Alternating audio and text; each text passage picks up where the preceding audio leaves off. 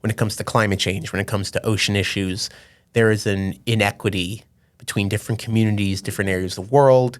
And that's one thing I love about Surfrider is we don't just fight for the local stuff. We fight for everybody, every local person, whether you live in the middle of a country and nowhere near the beach, or you have the luck to be beachside wherever you are. You know, we fight against things like plastic pollution. We fight for ocean protected areas, beach access, which is a big issue we see these days. We have an extensive fight for clean water, the right to it, because it is a right for all humans on this planet to clean water and easy drinking water. And also smart, I would say, resilience programs in communities. We're making sure we're prepared for climate change, we're prepared for things that will inevitably happen, rather than look back and say, man, I wish I was proactive back in the day. Yeah, and it's just been such an amazing ride. I have, out of my region, I have 12 chapters, 11 here in Florida, all throughout the East Coast, Orlando, Tampa, and then Pensacola area. And then our Puerto Rico chapter in Rincon, they do amazing work, especially with the water quality issues they have over there. Yeah, that's amazing. So I first heard of Surfrider back when I moved back to the U.S. I lived in Australia for 5 years. Talk about untamed coastlines. Holy, yes. I had the wind knocked out of me so many times trying to surf over there. I was like, okay, maybe I need to take a step back and play in the whitewash for a little bit. But moved from Australia. I knew I was always very passionate about ocean conservation, especially after spending the last 6 months doing, work in Sri Lanka and India and just seeing like how intense the impact of climate change has been over there.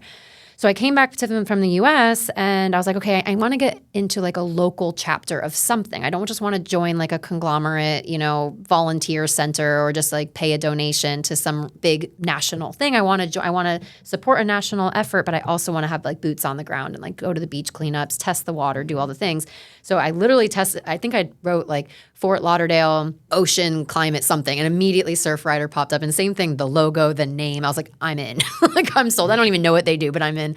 And I started with Surfrider in 2019, and I went to a bunch of the beach cleanups, and my daughters were born, so I took a step back. Of course, there was COVID, but recently I've been starting to get more involved again because my daughters are a little older, and our dear friend Kelly Fisher, who's on the board for the Broward chapter, was like, you have to talk to Evan on your podcast. So this is how we're here today, and I'm stoked to be able to share Surfrider's message with our listeners because I think it's super important for travelers especially because we have such an impact on where we go, whether that's just a domestic road trip up to Vero Beach or whether that's flying all across the world because, of course, there's a climate impact there too. There's a footprint that's made with flights and everything. So I'd love for people to hear, not to put a downer on the conversation, but just to hear, like, what are some of the biggest threats right now to oceans like that Surfrider is actively trying to, maybe the word isn't prevent because we know it's happening, but actively trying to mitigate? Yeah. It's interesting, like you just said, there's nothing to do preventing things anymore. In fact, a lot of times when we use language like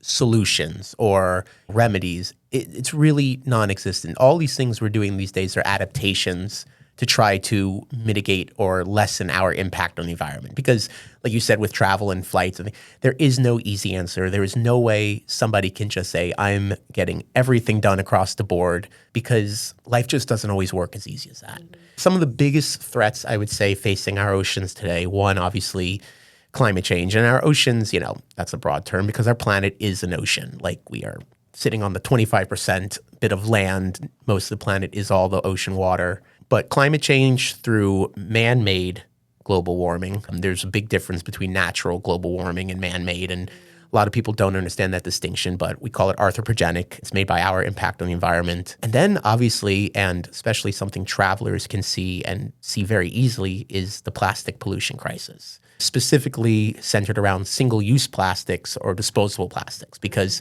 again, there's no one easy answer. Plastics have made it a lot easier to travel.